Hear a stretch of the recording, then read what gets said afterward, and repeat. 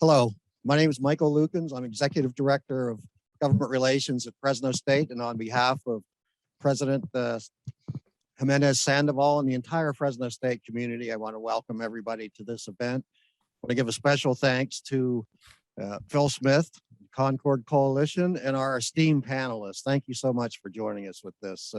Very much looking forward to a high-level, very informative event. With that said, let me now introduce our esteemed monitor for tonight's event, Phil Smith. He's the National Field Director for the Concord Coalition.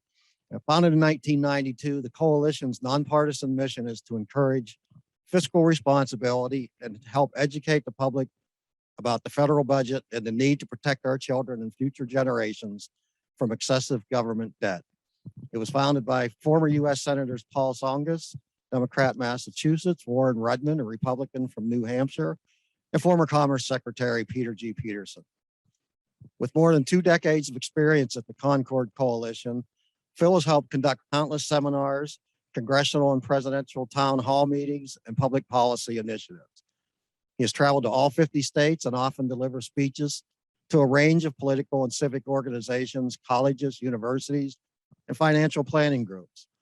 He works extensively with the media, including appearances on most major television and radio networks such as CNN, Fox, PBS, NPR, CNBC, C-SPAN, the BBC, and CTV Canadian television. In addition to his career at the Concord Coalition, Phil has served as the Chief Operating Officer for 2 state government agencies in Georgia, the Department of Community Affairs and the Technical College System of Georgia. He also served on the Washington staff of the late U.S. Representative Doug Bernard and the state capitol staff of several state representatives and senators in Atlanta. Phil serves on the board of directors for Georgia Humanities, is a treasurer of Leadership Atlanta, and is past president of the Atlanta Kiwanis Club. Phil was raised primarily in Athens, Georgia, home of the University of Georgia, where he earned a bachelor's degree in political science. He also studied Mexican politics and Spanish at the University of the Americas near Puebla, Mexico, and was awarded a visiting fellowship to Mingchuan University in Taipei, Taiwan. Please help me welcome Phil Smith. Thank you. Thank you. Thank you, Mike. I appreciate that. Thank you for that warm welcome. I'm going to go ahead and share screens, and it is a pleasure. It is a definite pleasure to be back in Fresno. And this place has some heartstrings, as I often say, for us at the Concord Coalition, because my late friend Janet Ryan and colleague at the Concord Coalition used to be our California director here. And we are so honored that we are represented here by Ann Cluse, who's Janet's daughter. And she is continuing her mother's excellent service as being one of our key volunteers here in California. In fact, we have 2 of our fiscal lookouts here. That's what we call our volunteers across the nation. So 2 of our California lookouts are based right here in Fresno. That's Ann Cluse and also Richie Knight. So thank you both for being here tonight and for being a part of it. We have a fantastic program planned for you, Mike, and we have 3 experts coming in from our nation's capital tonight. We have a bulldog, a badger, a Hoosier, and a banana slug, and I'll let you figure out which one is who as we get going. But we have Brian Riedl, who's a senior fellow at the Manhattan Institute. We have Adam Shifriss, who's a senior director of legislative strategy for the Committee for a Responsible Federal Budget, also known as CFRB. And then we have our own Tori Gorman, who is our policy director for us at the Concord Coalition. I will go into each of their bios a little bit more deep as it becomes each of their turns to speak. But I thought what I would do is to start things off. It wouldn't be a Concord Coalition event if we didn't have a few slides to start with. So let's dive right in and take a look at some federal budget policy. So this first chart shows our national debt is on an unsustainable course. And what this unsustainable path, you can see it goes back to 1900, and you can see that with each major American event, we had a run up in the national debt. So you can see World War I, you can see the Great Depression right here. You can see World War II, You can see the Great Recession, the COVID crisis, and then the projections of it, debt to GDP are scheduled to grow to record levels in the future. And then if you look at our year-by-year deficits, we've had, obviously the past couple of years with COVID, we've had major deficits. We had an emergency, we had a national emergency, and so our deficit increased greatly. And now we're experiencing the waning effects of the federal budget, of the federal deficit. But look what happens over time. If you look out several years, according to the CBO, the Nonpartisan Congressional Budget Office, at some point we will return to emergency level deficits, but without the emergency. And so that's what we're here today to talk a little bit about that and to see what we can do about it. This is a chart that probably only an economist would love, but it shows you going back to 1970 to today and into the future, the outlays and revenues, basically the spending and revenues of the federal government. And so most of the time you can see that we run deficits. So the blue up here on the top is the spending and the green are the revenues. A very short time period in the late 90s, we actually flipped that around where we brought in more revenues than we had spending, but we pretty quickly got back to our ways of spending more than we took in. Then, of course, in a Great Recession, it really went up, the spending went up and revenues went down. And then, of course, during COVID, we had that. And then out towards the future, you can see, again, that federal spending regularly exceeds revenue and will continue to do so at a growing rate. And then one of the things that I also would like to bring to people's attention is what I call autopilot spending. This is spending that occurs without Congress constantly voting on things. It's represented in these pie charts in the blue. So you can see back in 1972, 38% of our budget was mandatory and 7% was interest, which is also mandatory, right? So discretionary spending was actually the majority of the spending back in 1972. But look what happened by 2022. It's like a blue Pac-Man eating up this pie chart here. And the projections show in 2052, discretionary spending is basically being squeezed out by mandatory spending. Again, mandatory spending are things like entitlement programs, Social Security, Medicare, and interest on the debt, whereas discretionary spending are things you think of Congress voting on all the time, like science, space, technology, transportation, education, those type issues, policies. And all this is not happening in ordinary times. There's an interesting backdrop occurring amidst all of these unsustainable federal budget challenges. And that really is with our demographics. Our country is aging. And if you've ever, a good example is if you've ever been to Arizona or to Florida, you know, you have a large number of senior citizens in those states. Basically, we're becoming an entire country of Arizona and Floridas. And you can see so in this chart here that shows the projected total population growth by age group 2020 to 2052. Age 24 and younger is actually scheduled to shrink negative 1.5%. Age 25 to 54 will, the growth rate is 5.6% over this time period from 2020 to 2052. And then age 55 to 64, again, a little bit of growth. The projected total population growth rate, 4.0% for that age group. But look what's happening with our seniors. Age 65 and older, 51% age. I don't care what line of work you're in, what business you're in, if you're at a college campus here working, if you work for a nonprofit, if you're in a for-profit business, whatever, if you're working for the government, for Lord's sake, you should be aware of this chart because this is a fundamental paradigm shift happening right underneath our noses. And so far, we're not doing a whole lot about it.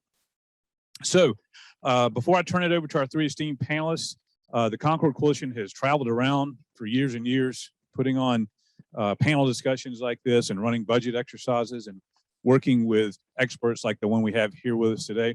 And what we have found in all of our travels and in our work with people of diverse backgrounds is that there are some key points of agreement. You would never know it in this crazy polarized, we're in the silly season right now, right? We're in the midst of campaign season. So you would never know in our polarized society that we could actually have key points of agreement, but we do, especially among the experts.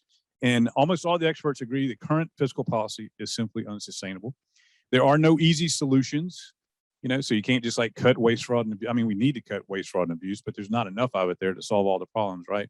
You can't just, you know, say we're going to eliminate foreign aid and walk out of the room and say that we're done, because that's not going to do it. And we can't simply grow our way out of the problem. I mean, there's a lot of good things that come out of economic growth, but you can't just rely on that alone to avoid the tough choices. Finding solutions will require bipartisan cooperation and a willingness to discuss all options.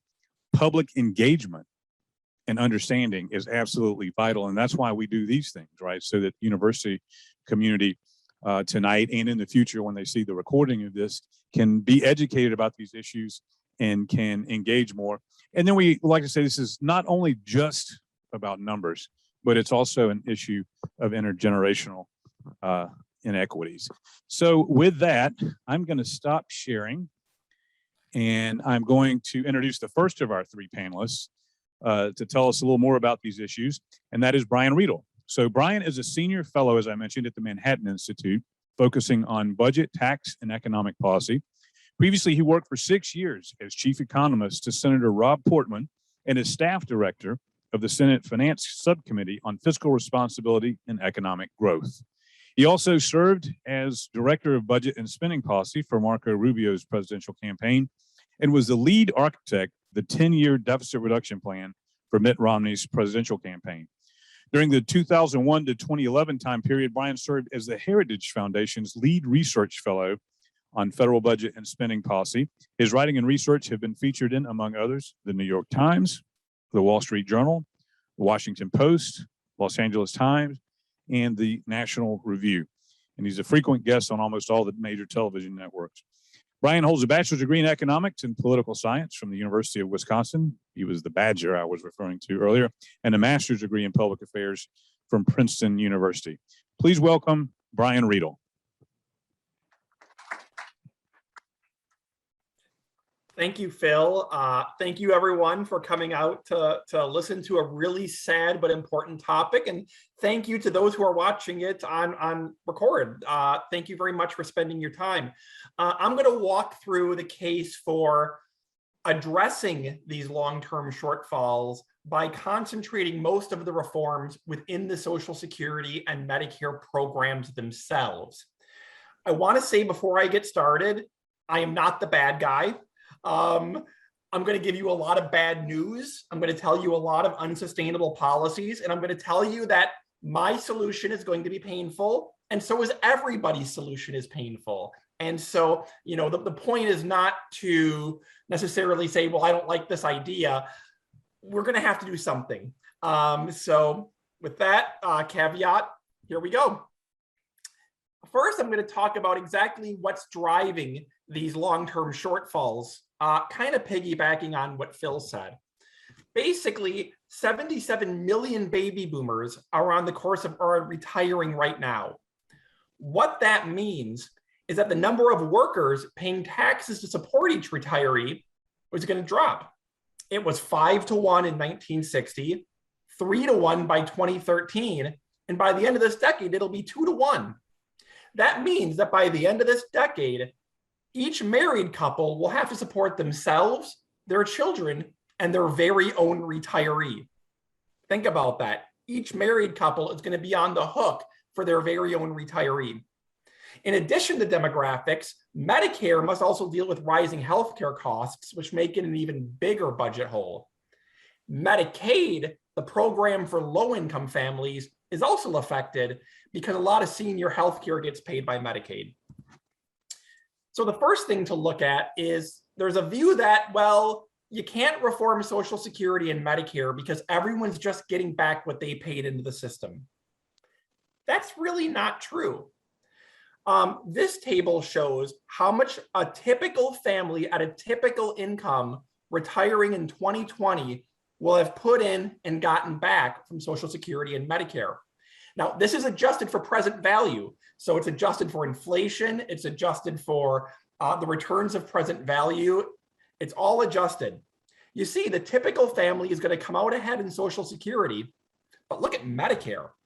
The typical family is going to get back triple what they paid into the Medicare system. Now, when you multiply that by 77 million retiring baby boomers, you see how unsustainable it is. So here's a scary number, a couple scary numbers for you. Over the next 30 years, Social Security and Medicare are going to run a budget shortfall of $116 trillion. That's 116 trillion with a T. Specifically, they're going to take in $89 trillion in payroll taxes and revenues, but they're going to cost $205 trillion. These numbers are like monopoly money, but really that's the whole 30-year budget. You see the little green thing on the side, the rest of the budget's actually balanced over 30 years, but we have $116 trillion in Social Security and Medicare shortfalls. Now, if you just look at the spending trends from 1960 to 2050, you see this playing out. This is spending as a share of the economy.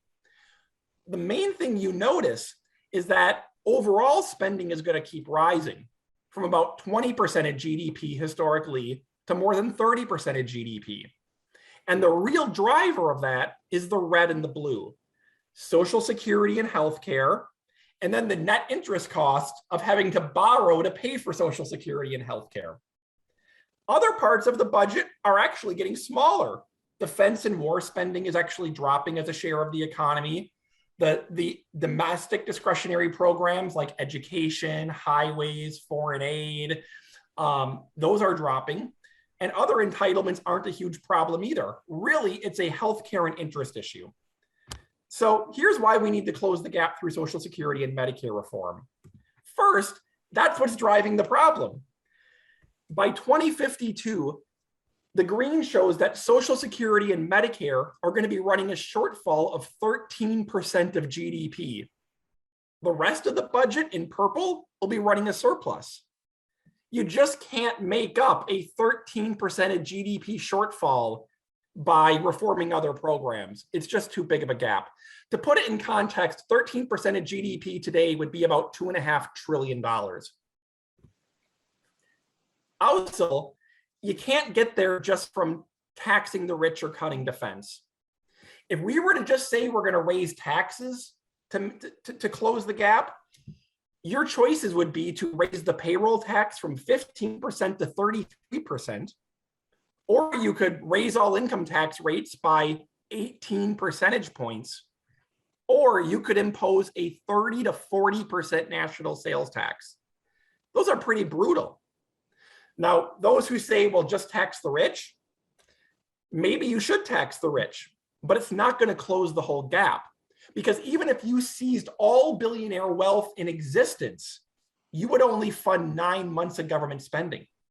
Even if you imposed 100% tax rates on everybody earning $500,000 or more, you still wouldn't close the gap. In fact, even moving to another common target, even if you eliminated the entire Defense Department, not cut, but eliminated it, that would only close half the gap. So you can support these ideas. You can support taxing the rich. You can support cutting defense. It's not going to make a huge gap. The third reason to reform Social Security and Medicare is that wealthier seniors can actually absorb the cost of reforming their benefits. When Social Security was created, most seniors had few to no savings.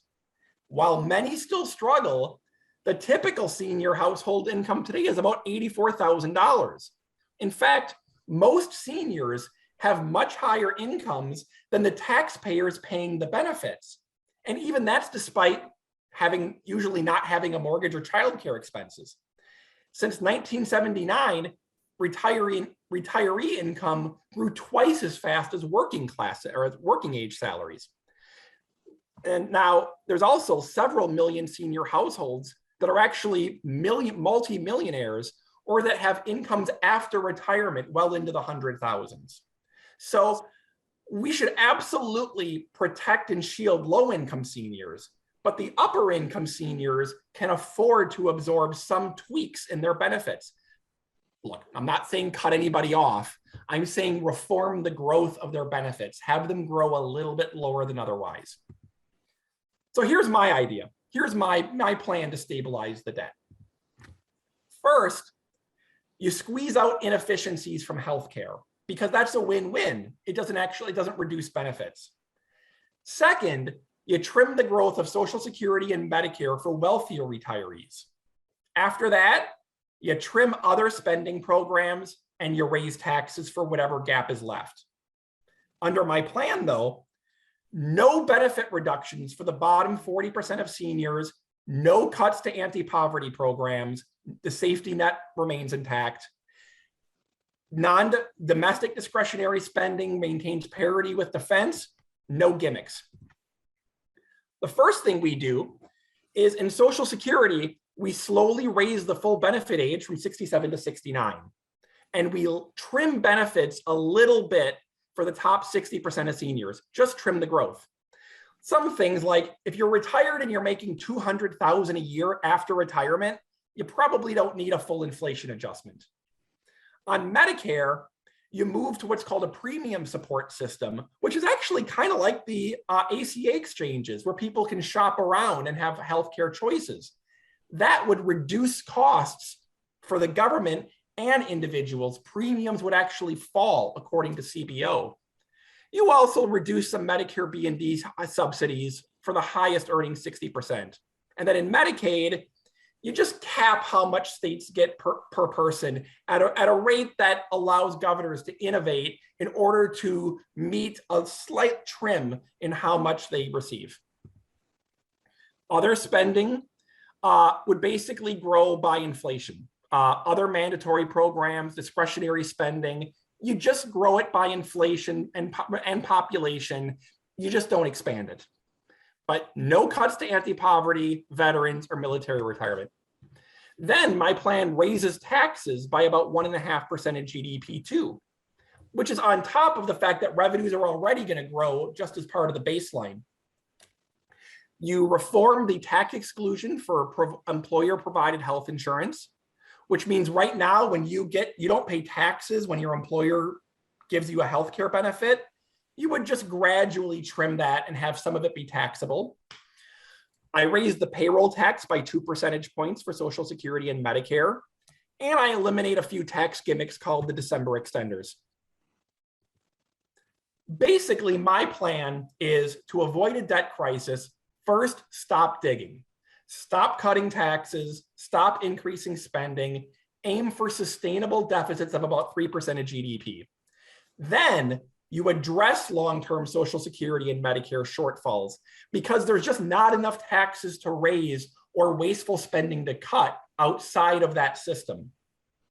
Maybe with the national debt, you also lock in today's low interest rates because we borrow using short-term borrowing and interest rates are rising, although it might be too late, rates are rising. And step 4, don't forget about economic growth because you need people working, paying taxes, being prosperous in order to keep raising revenue. Again, if you don't like my plan, I don't like it either. But I think it's the least bad plan for avoiding a debt crisis. And I think it's the most realistic one. Thank you. Thank you so much, Brian. We appreciate that. Brian, you gave us a lot to think about, and now we're excited to hear from Adam Shifriss.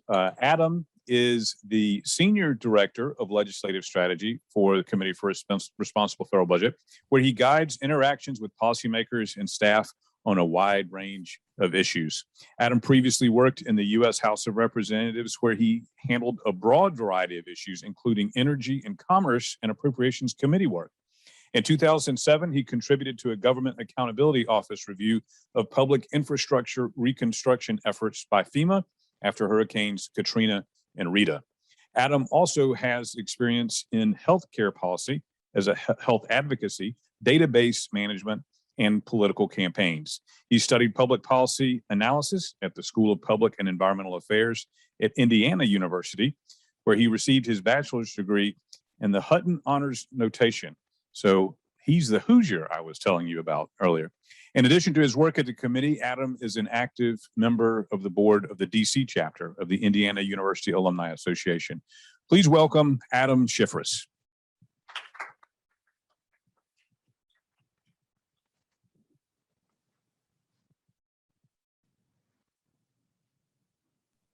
Okay, Adam, can we hear you? You might be muted. I had to unmute myself there. There you go. So, First things first, I'm a brand new dad, so please forgive my sleep-addled brain or sleep-deprived brain. First caveat there, it's really a pleasure to be with you all. Thank you for the generous introduction. I have not had the pleasure of visiting Fresno, but I've been kind of close by. My sister lived in LA for a long time. I had friends in San Fran and San Diego. I've had the beautiful pleasure of driving the PCH. And our organization has a few California connections. Leon Panetta is one of our co-chairs, and his institute is just over in Monterey. So like I said, I'm a new dad, and for me, this is a generational issue, and I feel like it's always important to state why we kind of got into this. And for me, it's fairness. And the federal budget is absolutely not a family budget, but sometimes it does help to personalize it a little bit. And I like to imagine taking my 5-month-old son, and there he is, you can see him, out to a restaurant and ordering the most expensive steak you can get, $150, all the ridiculous fixings, and a nice bottle of California wine, maybe $300, really treating myself. And, he's got a bottle of milk that we brought from home. And I've got a credit card with a low interest rate. And I hand it to the waiter, and I eat my steak, and I drink my bottle of wine. And I say, hey, you know what? Interest rates are low. I'm just going to put this on the credit card, and when I pass away, he can pay the bill. And that's what we're really doing to our kids, is passing along our own consumption onto them. And if we're building a bridge or contributing to their education, maybe you have a little justification for borrowing. But if we're just consuming, it's really morally unfair to transfer it to the next generation. So what are we going to do here today? Brian gave a fantastic, comprehensive plan. I'm not going to do that. I want to go through a few specific ideas for raising revenue to pay for nice things. Department of Defense, clean air, clean water. We have a society, and we owe it to ourselves to pay for it. And I'm going to do it not in a comprehensive way, but to give you some food for thought and try to compare these policy options to things that you hear in the news. So I'll go ahead and get started here. As Phil said, and I'll kind of skip through some of these introductory slides because there's definitely some overlap. Debt is really, really high, and it's climbing. It's headed for a record within a decade. And it's headed even higher after that. If you take out some very generous assumptions about tax breaks that are going to expire and spending that's going to expire, it's even scarier. It's going to reach 240% of the economy in the out years. But I want to zoom in a little bit on spending and revenue, and in a minute we'll get to the 10-year budget window. This is similar to a slide that Phil showed, but I just want to show revenue is just not keeping up with spending. And if we want to have the programs that Brian talked about, we're going to have to make some spending cuts, but we're probably going to have to raise some revenue too. Just politically, we're going to have to do both. So bringing it back to the 10-year window, which is what you usually hear in the news when you hear policies talked about in Congress, there's about 16 trillion in new debt projected over the next 10 years or so. So how much is the right amount to reduce that? That's a philosophical question. We certainly want to avoid a fiscal crisis or anything like that, but we don't know exactly when that would happen. So maybe we want to stabilize the debt right at 100% of the size of the economy. We need to find $3.5 trillion. Maybe we want to slope it down to 90%. It's about double the cost. And all the way to balancing the budget. And this is an illustrative scenario, but that's $11.5 trillion over 10 years. So it's definitely a daunting goal, even over 10 years, not to mention 30 or 40 or 50. So what do we think about when we think about pro-economic growth tax policy? Well, there's a lot of criteria you could use, but here's a few that I'll apply today. The size of the government's a choice. We need to raise money to pay for it. It's unfair to pass along to our kids.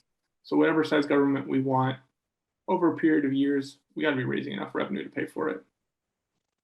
And raising revenue can distort the economy and harm economic growth. So we want to do it in the smartest way possible to maximize economic growth.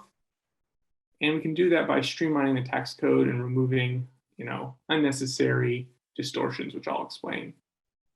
We also want to tax things that we don't want, like carbon emissions, instead of things that we do want, like income. So the first thing I want to talk about is tax expenditures. These are all the deductions and credits that are throughout the tax code that pile up year over year over year. And I want to compare them to some other categories in the budget. Just look here at the cost of tax expenditures of 1.7 trillion.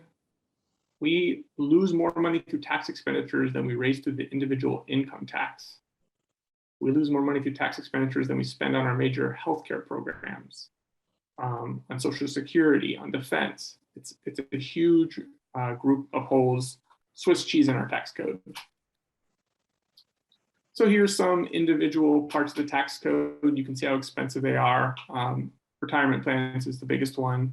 Employer provided health insurance, which we'll talk about, and all the way down. You can see how expensive these are. So the first proposal I want to talk about is pretty simple. It's limiting the value of tax expenditures. So if you were to go extreme and eliminate all itemized deductions, you'd save about 1.7 trillion. If you extend the Tax Cuts and Jobs Act, or the tax cuts that were passed under President Trump, you still save about $1 trillion if you do that. I want to propose something a little bit more modest. So if you are in the 35% tax bracket, for example, and you have a bunch of deductions, we're only going to allow you to reduce your tax burden by 28% instead of 35%. We're just going to limit the value of all those deductions to 28%. And that raises about 500 billion over 10 years. I'd like to put in some new taxes. 5% value added tax can raise about 2 trillion over 10. This is a smart way to get revenue out of the economy because it's broad-based. It doesn't distort the economy very much. It taxes consumption instead of income. So it's going to allow people to work a little bit harder as opposed to taxing their income, which incentivizes them to stay at home. And then a carbon tax. And I won't go all the way down the rabbit hole of climate change, but we need to fix it. And adding a carbon tax would be one of the most effective things that we could do. In addition, whatever size of government you believe in, it's a lot smarter to tax carbon than tax income. So if you want to balance the budget, it's much smarter to tax something like carbon than increase income taxes. Although to be clear, I also think we should increase income taxes a lot, but not proposing that today. Fine. In addition, I want to talk about the tax gap. This is how many. This is the amount of unpaid taxes each year that people owe.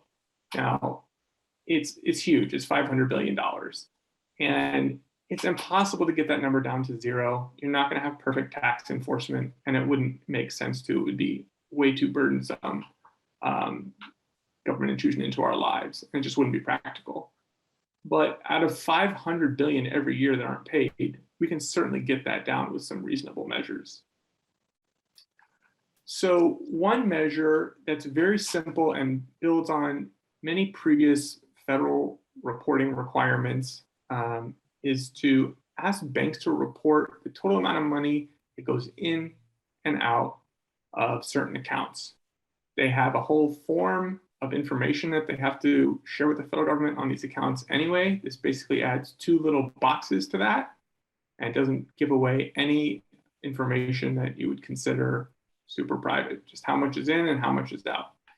And so instead of the IRS auditing people kind of randomly, they can say, well, your taxes don't really match what came in and out of your bank account. We're going to audit you. Doesn't mean you get punished or anything like that. Just a better way to target audits. And people are probably going to be a little bit more honest on their taxes as well. So that's I consider that an almost free 200 billion.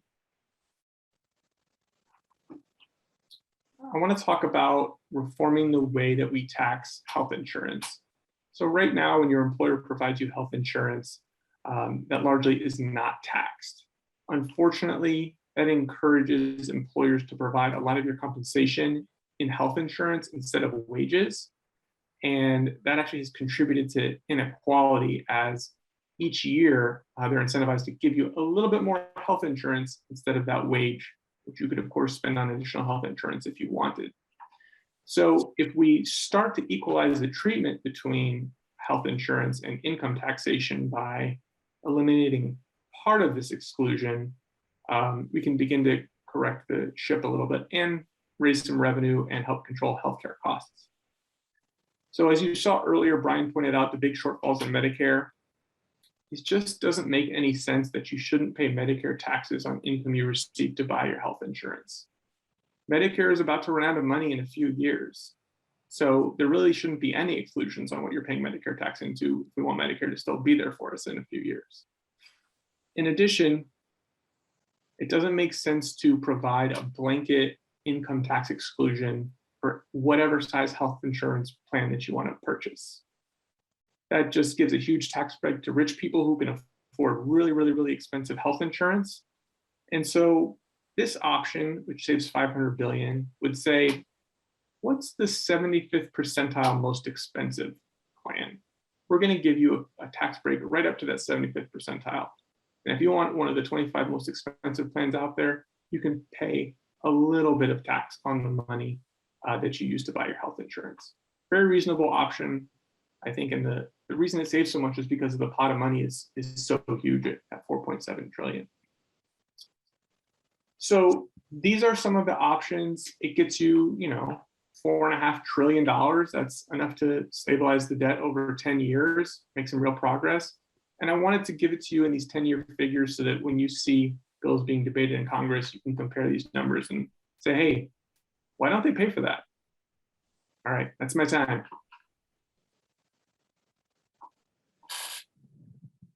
Thank you so much, Adam. We appreciate your good work at the Committee for Responsible Federal Budget and are grateful for your presentation today. And now it's time to hear from Tori Gorman. Tori is, of course, our policy director at the Concord Coalition. She joined Concord after a 16-year career on Capitol Hill, where she held director-level positions advising senior members of the Budget, Appropriations, and Tax Writing Committees, both in the House and the Senate. Her efforts across the aisle on budget process, entitlement, and tax reform established her reputation for bipartisanship and fiscal responsibility. Prior to her career at the federal legislative branch, Tori was the economist for the Maryland General Assembly. Tori has a BA in economics and an MS in applied economics and finance from right here in the Golden State at the University of California, Santa Cruz. So she's part of the banana slug nation that I was talking about earlier. So Tori, take it away. Thanks, Phil. And good evening, Fresno, and thanks for hosting this panel. I'm going to take my opportunity here and share my screen. Okay, can everybody see that? Yes. So I'd like to focus my remarks this evening on what I call the second of our twin challenges. Phil and our previous speakers, they already discussed the dangers of our unsustainable debt. Adam talked about revenues and Brian talked about the spending side, entitlements. And you see that on the chart on the left. That's challenge number one. I'd like to talk more specifically about a second challenge, and that's the one on the right, a future of lackluster economic growth. Forecasts vary, of course, but most economists agree that the United States is looking at a future of subpar economic growth.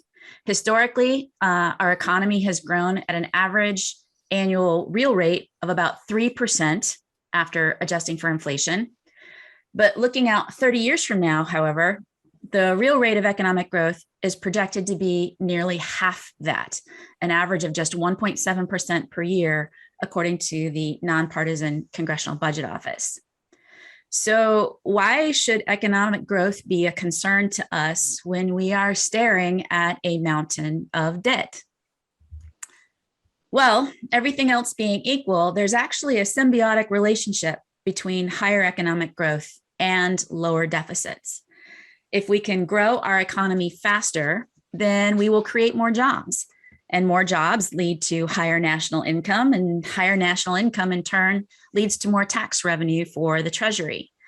More tax revenue means smaller deficits, which in turn would require less painful tax increases, like Adam talked about, and less painful spending cuts, like Brian talked about, to get our debt and deficits down to more manageable levels.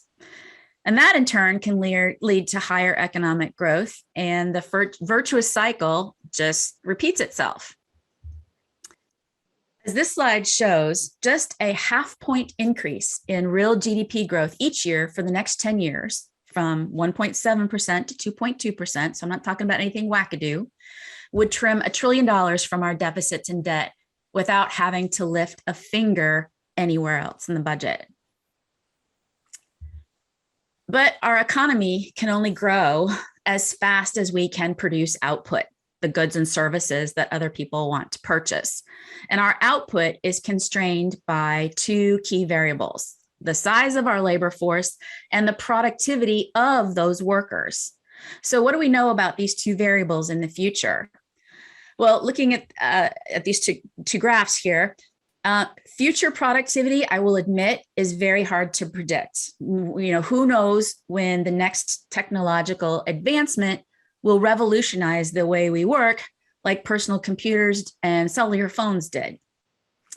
But predicting our future potential labor force, that is doable. And we do that by tracking demographic trends. And based on current data, we are on the cusp of a significant slowdown. Our future potential labor force is projected to grow only 1/3 as fast as it has in prior years.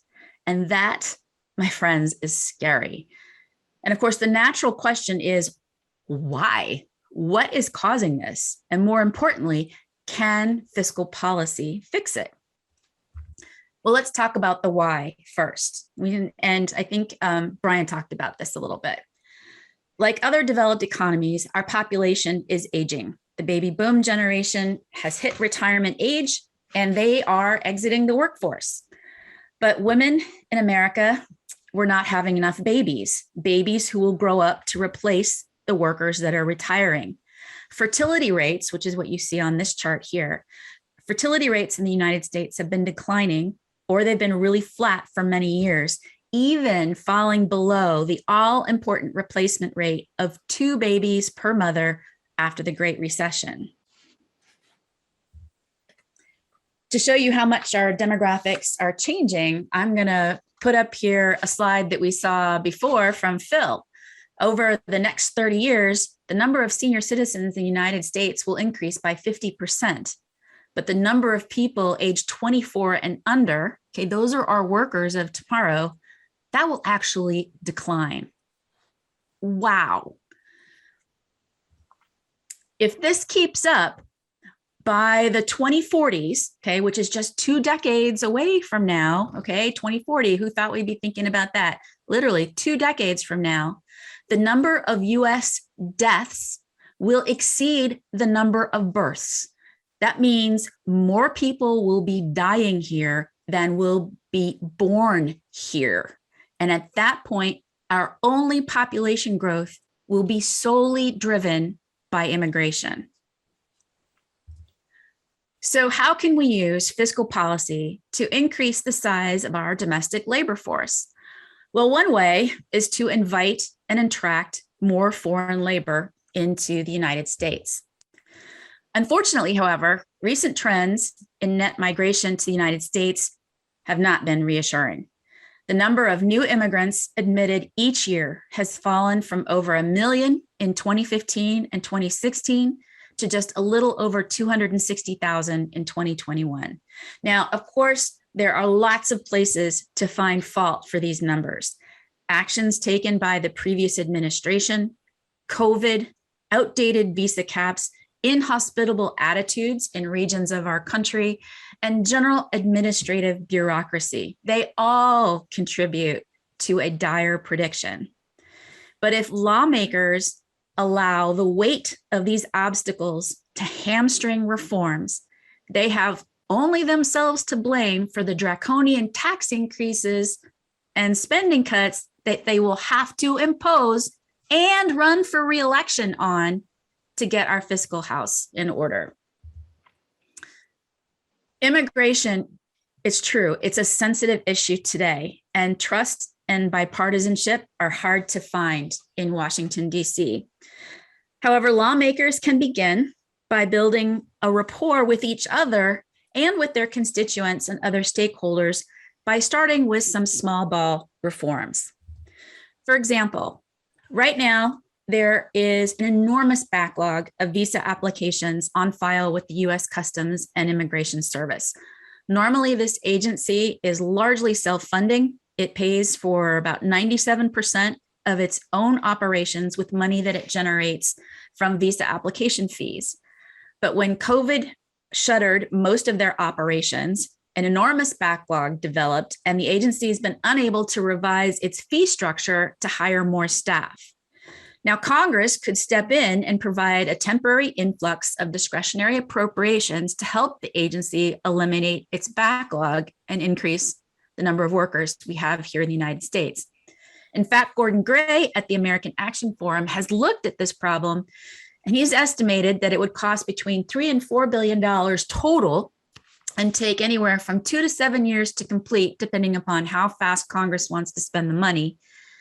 And that the economic benefit of the increased number of workers would make the initial expenditure budget neutral over the next decade. So essentially, the proposal would pay for itself over 10 years.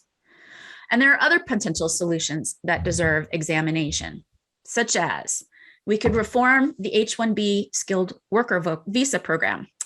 I read in a Vox article recently that industry surveys predict the manufacturing sector alone here in the United States will need 3.5 million more workers by 2025.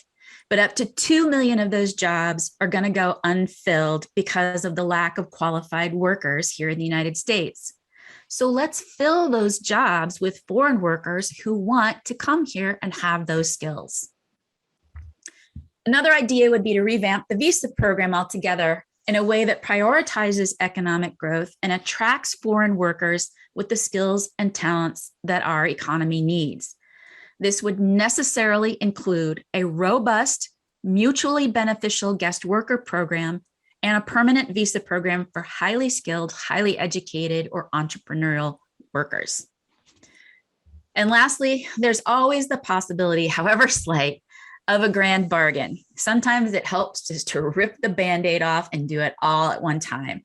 A comprehensive reform package that addresses all aspects of immigration, the need for more foreign workers, a pathway to citizenship for the undocumented workers and their families who are already here, and enhanced border security. So some final thoughts here as I wrap up. Number one, demography is destiny. As the fertility rate of American women dwindles, so too does our nation's fiscal health. Second, Australia and Canada have already leapfrogged the United States in making immigration a linchpin of their long-term strategy for confronting their aging populations. The United States, we are late to the table, and we need to step up to remain competitive.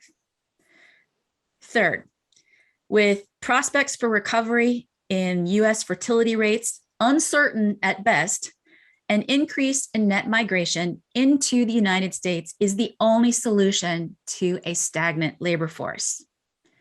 And lastly, and perhaps most important, is this: voters and lawmakers both have a responsibility to create room for a civil and principled debate about immigration. It is in everyone's best interest to make the United States a desirable destination for people who want to work, and we should let them come. Thanks for your attention this evening, and Phil, the mic is yours. Thank you so much, Tori. We appreciate all three of those presentations. Thank you. And at this time, we'd like to open up our Q&A session. So do we have any questions from the audience? Anne, would you mind stepping forward, and that way our panelists can hear as well? Thank you very much. Ann Cluse. Thank you. I really appreciate the presentations. They were, as always with Concord Coalition, thought-provoking, and it's important information that you conveyed. When I first engaged with Concord Coalition, my daughter was 6 months old, which Adam, I think your son is 5 months old. My daughter's now 30 years old. So here we are 30 years later, and the work is still important. It's still very necessary. And again, I appreciate the terrifying information that was presented. At what point do we also, maybe as an organization, as a nation, need to start looking at what does falling off the fiscal cliff really mean? I mean, we're showing the charts and graphs. We are showing what's really fiscal devastation, right? When do we start modeling what the human suffering and what that catastrophe really looks like? I'm just interested to think, is it time to take that step to show that type of suffering that's imminent and coming? Thank you so much, Ann. And you know, the folks in the UK all of a sudden have seen in their own bond market what can happen, right, when these issues get out of control. But which one of our panelists would like to, or all of you are welcome to take a stab at that? I'll start. Okay, Brian. You know, I part of the challenge is we don't know what it's going to look like. We know that the current trends are unsustainable. We know that at a certain point, the bond market's going to stop lending at low rates, and that's just going to drive up the debt further, which is going to drive up interest rates further. It's going to cost a lot of families a lot of money to have higher interest rates. It's going to hurt the economy. It can cause a recession. And then when you actually have to put the Band-Aid on at that point, it's going to be some painful tax hikes and spending cuts that are going to be a lot more painful than if we had just done it responsibly early. It's hard to model exactly how that will go because there's so many variables. But I did a report last December showing what the interest rate angle could look like. And the interest rate angle is really scary because the 30-year numbers that we just put out, that we've all been quoting from the Congressional Budget Office, they assume low interest rates. And as we've seen, they've already started rising. And, you know, we showed 185% of GDP, the debt goes to in 30 years. That's with interest rates of 4%. If interest rates go to 5%, you add $30 trillion over 30 years, which is like adding another defense department. Each point adds 30 trillion.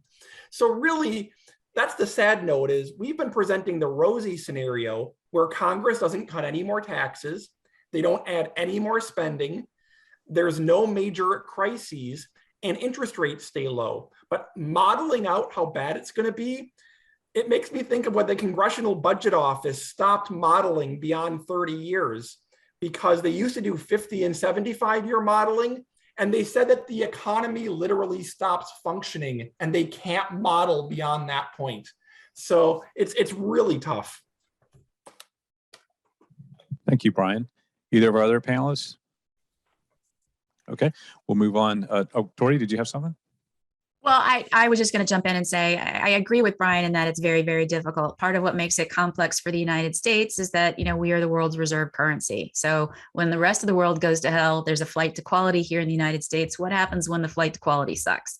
You know, we just don't know what happens. You know, where does the money go? I don't know.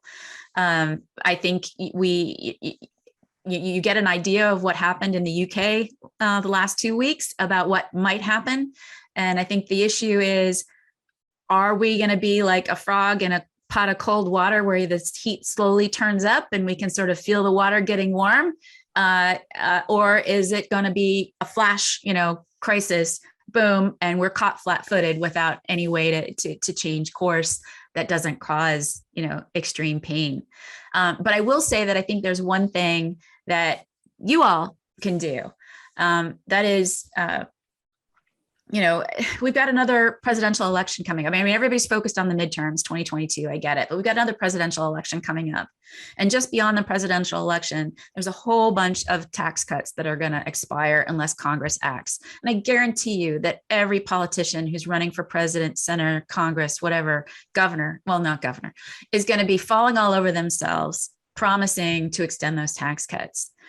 what you need to be doing, and those tax cuts affect you. I mean, they're the individual income tax cuts that were passed as part of the Trump tax cuts. It's not the business stuff that's, well, some of the business stuff expiring, but it's very little. You know, a majority of the tax cuts that are expiring affect individuals and small business owners. You need to stand up when your politicians come, when the candidates come to your town and say, oh, I promise to do this. You need to stand up and say, okay, but how are you going to pay for that? That's where you get the discussion going, because as long as members of Congress, presidents think that they don't have to address the problem, they can kick the can down the road because voters are going to punish them. And they're not stupid. They're not going to do anything about it until there's crisis. So we have a responsibility as voters to hold their feet to the ground, to hold them, responsible for the answers. Thank you, Tori. Okay, any other questions from our audience? Come on down, please. Richie Knight. Thank you guys again for your presentations. All three were extremely enlightening. I had fully prepared to come up here and ask you about Social Security, but then Tori derailed my brain. On your immigration presentation, or piece of your presentation, as a son of an immigrant, and being in the congressional district that has the largest amount of Latinos in the country, your topic was definitely, I think, spot on to where a huge opportunity that our country is just leaving on the table. You know, is there a way, at looking at what other countries have done, is there a way to unpoliticize, which I feel like is impossible, but you know, take the political aspect and more of an economic look at immigration reform, and how do we get that buy-in? Can we look at what other countries have done? You know, are there things that are just clearly evident that we can just push in people's faces? Like, what is it that you think could turn the page there? That's, yeah, huge numbers. So I admit I am not an immigration expert. I'm a budget expert. So in terms of potential solutions, again, I think we need to start with small ball. I think there are small things that we can do just with some discretionary appropriations. But yes, I think there are things that we can learn from nations like Canada and Australia. They have their own, cultural strife issues that they've had to deal with. And I think we can learn from that. But ultimately, this type of discussion, it begins at the top, right? The top of the pyramid, the president sets the tone for the conversation. Within a state, the governor sets the tone for the conversation. And voters, we just need, this is the last comment I made. We need to turn the volume down, okay? And we need to be able to separate, for example, what's happening at the southern border with what we need in terms of economic growth. And we need to turn the volume down and allow people to have a civil conversation about what is obviously something that would benefit all of us. Thank you, Tori. So we've come to the bewitching hour, and I know we've heard from Brian and Tori during Q&A, so I want to give Adam one last chance to have the final word if you want to say anything before we close out, Adam. If you insist. I agree with much of what Brian and Tori said. I would just say we're going to have to do all of them. I'm a huge supporter of immigration reform. I'd be for going way beyond what Tori said. But in one of her earlier slides, she showed, a 0.5 point increase in economic growth. That's something on the order of like doing all the immigration we did in the past 80 years again in the next 10 years. So immigration will be a tremendous help, but it's a small improvement compared to the spending and tax adjustments that we're going to need to make. And ultimately, as you saw on Brian's charts, if Social Security and Medicare are unsustainable, people are going to come here, they're going to be amazing contributors to our economy, but their benefits will be unsustainable too down the road when they retire. So we got to make the structural changes as well. We got to do all of it. It's not easy. So thanks for listening to us today. Thank you, Adam. Thank you, Tori. Thank you, Brian. Round of applause for our panelists.